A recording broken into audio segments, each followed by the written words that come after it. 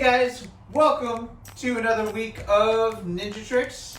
Coach Shawn, my assistant Garrett, and we're going to start off by making sure we have a nice cleared out area, at least 5 by 5. Also, number 2, make sure you have a parent or guardian's permission to do this. So we'll just get started off by some stretching. So let's do some shoulder stretches. So bring one arm across, stretch across. You can grab it right by your upper arm or your forearm. Just kind of stretch. You can twist your upper body a bit. And then let's go to the other side.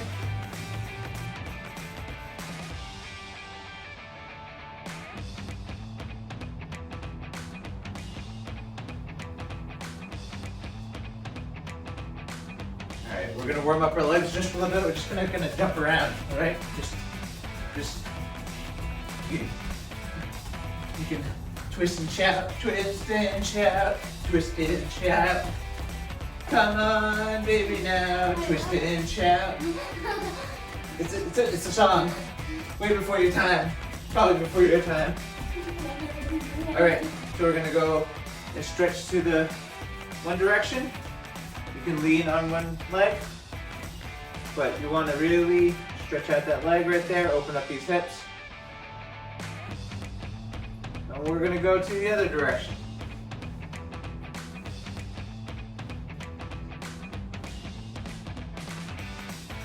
And then we're going to go back over.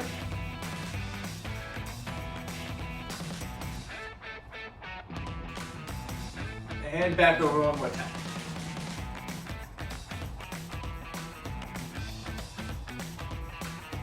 All right, now, once you stand up, straight, grab your elbow and bring it back, straight back.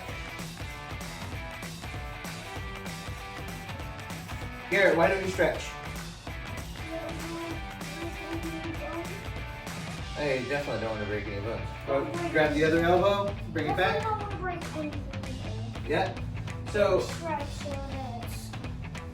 you have a certain amount of range of motion in your muscles. You also have tendons and ligaments, which don't stretch, but your muscles do stretch. So by doing this, we're temporarily lengthening the muscles better to what their full range of motion is. And doing a lot of these moves and such, you're going to need your full range of motion. And if you get to the point where your muscles aren't ready to go to their full range of motion, it's going to start pulling on those tendons and ligaments, and you may cause a sprain or cause damage to your joints. Speaking of joints, we want to stretch out the wrists a bit. We're going to take our wrists and actually turn it down, go down on your knees. So now your wrists are upside down. You want to go right on the floor, just like this. So this actually stretches out your wrists, gets them loosened up. You can rock back and forth a little bit.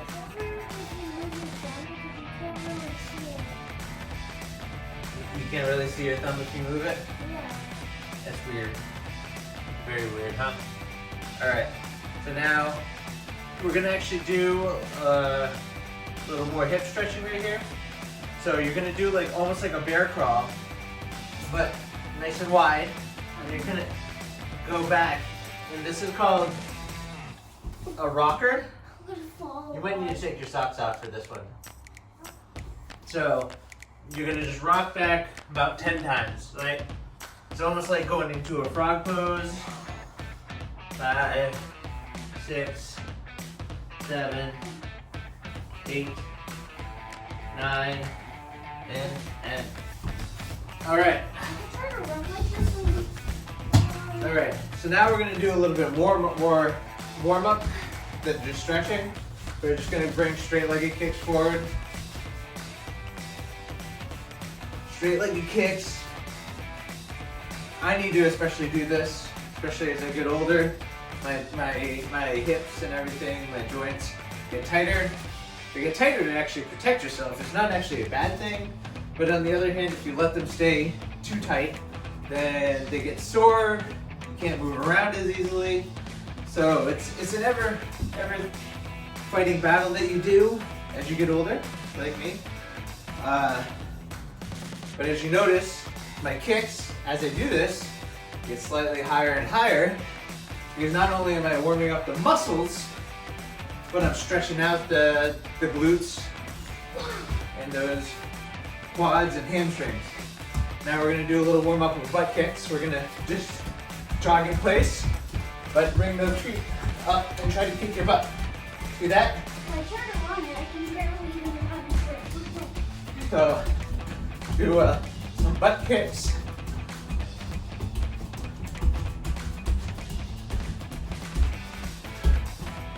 All right, so now we're gonna do something called lunges.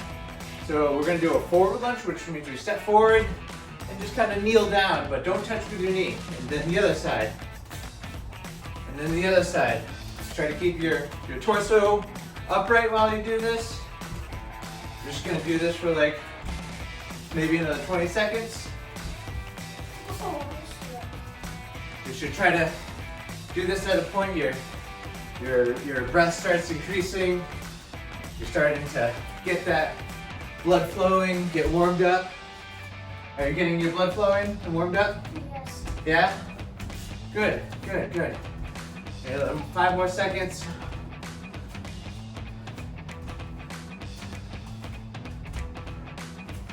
All right, so now we're gonna do side squats. So we're gonna step off to the side and squat. And then step off to the other side and squat. Step to the other side, squat. So just keep going.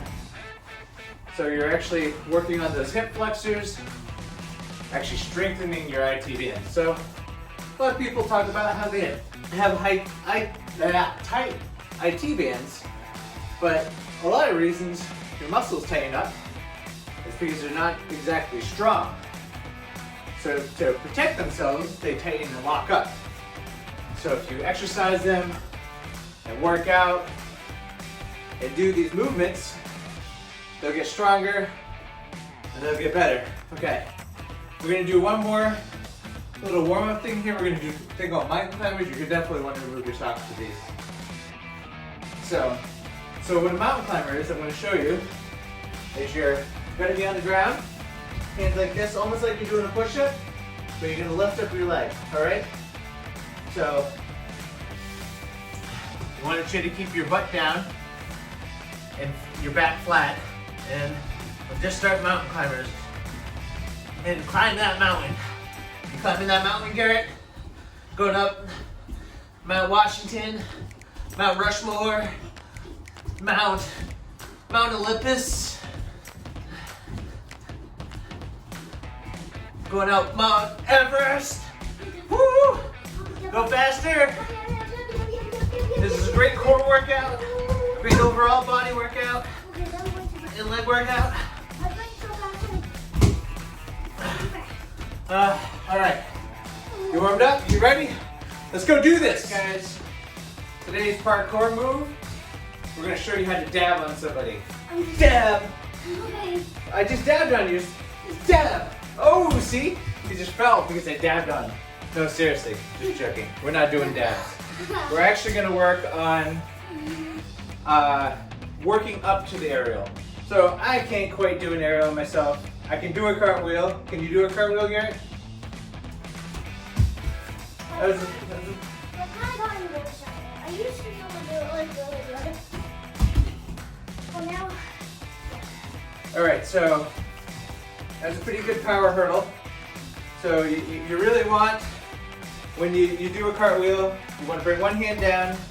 You kind of want to point out where you're going. So you're standing, bringing your leg down straight, and you're just gonna roll into the cartwheel, all right? So we're gonna start off with just a cartwheel. Just bring yourself down and bring your legs over. That wasn't so great, but just gotta practice. Sometimes you do it great, sometimes you don't. Some people are better than others, all right? So cartwheel, you might want more room than just what we have here. You want to be careful though. Don't run into, knock into anything. But cartwheels are something that you're actually going to probably find you do better on one side than the other. and then eventually you'll be able to move to the other side. But we'll just practice doing that a couple times on our good side, all right? Watch out, Garrett. All right. So now, how do you do an aerial? So the big thing with an aerial is it's just a cartwheel with a lot more energy. So how do we get that energy? We do a power hurdle. So we'll just practice, just step and then bring up that knee, all right? So you're gonna want to bring up the opposite knee that you're gonna bring up the knee that you're going to want to step into. So I like to actually use my weaker side to start because I like to bring up my weak side and then go into it because my strong side picks up and makes up for my weaker side. Yeah, that's same with me. So we're gonna practice a few power hurdles. Just bring up that knee. See how high you can get. So this is actually building up a kinetic energy right here. Practice a few more times. You're building up that kinetic energy. You're getting excited, you're getting moving. All right? So let's do a power hurdle and then bring yourself into that cartwheel. But aerial's different. You don't use your hands for an aerial. So that's the thing is, all right. Ooh. You set yourself on the treadmill. I did kind of yourself on the treadmill. You gotta be careful with that. Oh, wow. All right. So watch out. So I'm gonna try that one more time. All right. So notice how you're actually going into that much quicker. Now, the next step in that is you actually do, watch out, Garrett. You're gonna do a cartwheel with the power hurdle, but at the end you pull your hands away. So go, and you try to pull your hands up as quick as you can. So, but you don't want to do it until after you get the rotation done. So we go power hurdle and bring your hands up. I haven't quite got there yet, but eventually you're gonna feel like your hands don't have a lot of involvement into it. The more you practice this, the better you get with it, and eventually you'll be able to do a one-handed cartwheel. Yeah. And then, so once you get faster and faster, your rotation's faster, you're eventually going to be able to get into that aerial, which is just the cartwheel without your hands, but it's very difficult. And also you need a lot of room. A lot of people like a lot of forward movement and a lot of speed. See how I'm getting a little bit closer? You gotta keep practicing. See, almost didn't use my hands there. We've also shown off the aerial in a different video. Almost there. We've showed off the aerial in a different I'm gonna- video, actually. Not quite. Almost. Keep practicing and you'll get to that point. On to the next segment. Guys, I have no clue where Garrett went, but once I brought up sparring, he seemed to disappear. So I don't know if you guys, can you guys find him? Can you guys see him at all? I can't, can you? I don't see him. Garrett, where are you? Huh, where'd he go? Can you guys find him? Do you guys see it? All right, just let me know if you, oh, there you are. Okay. So, as you notice, there's a little punching bag here, all right? So you don't need an actual punching bag. You can use a stuffed animal, you can use a pillow, you can use something soft. How do we practice sparring without actual people there? All right, so you can use a punching bag, like I said. You can use like a big teddy bear or something soft. You don't want to hit, of course, the wall. Wall's hurt. Ow. Ow. Ow! I didn't actually punch it. I don't want to get hurt. Okay, good, because my hand is broken now. Don't do that. That really hurts.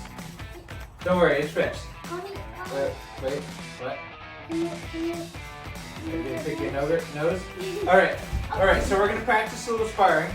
So we're gonna do a jab, cross, and a kick. Alright?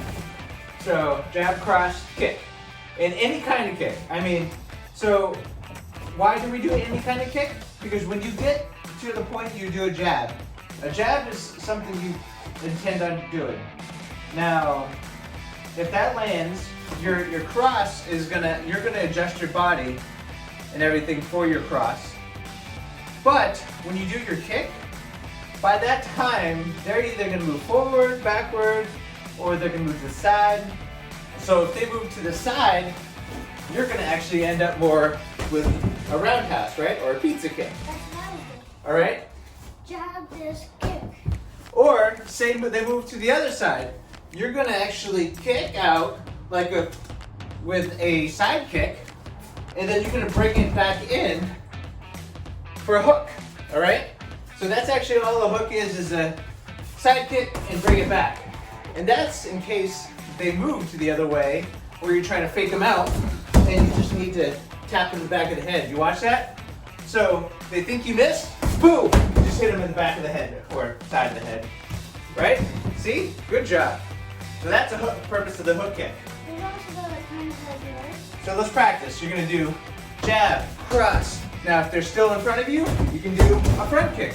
Now, But if they're not still in front of you, that's right. So I want you to actually do jab, cross, hook, roundhouse. Jab, cross, hook. And I want you to do a jab, cross, but any kind of kick after that. You can even do a jab, cross, knee. Because if they actually moved in closer, you're gonna want to knee them, right? Or cross. These are all ways of practice sparring without actually having somebody to spar with against. Because honestly, if I fought this guy, he would just beat me up and I would cry, alright? He would take me out, See? He just beats me every time. So I just don't want to fight somebody direct, What was the kick? Oh, there we go. He followed up with a kick, see? Alright, so now practice jab, cross. So a jab is your leading hand in the front. This actually sets your distance, sets expectations for the person. You come across and then kick, alright? So jab, cross, kick. Do that a few more times, practice that. And then, if you're up for the challenge, you want to bring it up a little bit, dance around your target a little bit. Jab, cross, kick. Alright? So jab, cross, kick. There you go. Follow it up, fast. Jab, cross, kick. Alright? Boom, yeah! Excellent. So practice that a bit. That's a karate skill. And let's move on. Alright guys, so we're going to play a little game. This game we're actually going to practice dodging. Preferably you'd have somebody with a soft foam noodle, or in this case we actually have a little soft foam pad here, and you're actually going to have somebody swing it at you and you're going to dodge out of the way. Dodging is actually really good at building up muscle memory. So basically the idea is you want to be able to move out of the way of something that's coming at you, right? So in the case you don't, I'm actually going to practice with you facing right here. So I'm actually going to bring it up, Garrett. I want you to actually do this with Garrett if you don't have somebody to practice with you. So at first I'm going to say duck, and then jump, and then duck. Now if you get down to the ground, you can't jump. So get back up, move back up, and now I'm going to go also to your left, to your right. Or where you're supposed to go. I said the opposite, didn't I? Go to your right. So, all right, you got it? All right, let's play the little game. Ready? Duck. Jump. You okay? All right, duck. Pull up your pants. Duck. Jump. Move to your left. Move to your right. Duck. Jump. Duck. Move to your left. I got you. Did I get you? I definitely got him. All right, ready? Ready? Duck! Jump! Move to your left! Ooh. All right. So, one way of doing this is actually moving out of the way. Now, I know before we tell you not to actually move back, but that's actually a good strategy, is knowing how far this person's swinging. So just imagine somebody swinging this sword at you. One of the best defenses is to stay far enough away. So you see Garrett, come actually stand over here. Garrett's actually staying away. So that you do that actually in sparring. So when you do your jabs, you're actually setting your distance, right? So I know how far I can hit. He knows how far I can hit. Now, kicks are a different thing. So you need to know what kind of distance you're setting. So this is actually a great type of game also to play. You can actually move back and learn distancing. So I think that's it for this week of Ninja Tricks. Hope you had fun. Hope to see you back. And you know what? We're doing classes in person. Please sign up. You'll have some fun. I'll be there to show you some stuff. We have Miss Sofina Zasek to show you some stuff now too. We have some obstacles you have to play with. We have great games. It's going to be a lot of fun. So see you next time. And Bye. bye.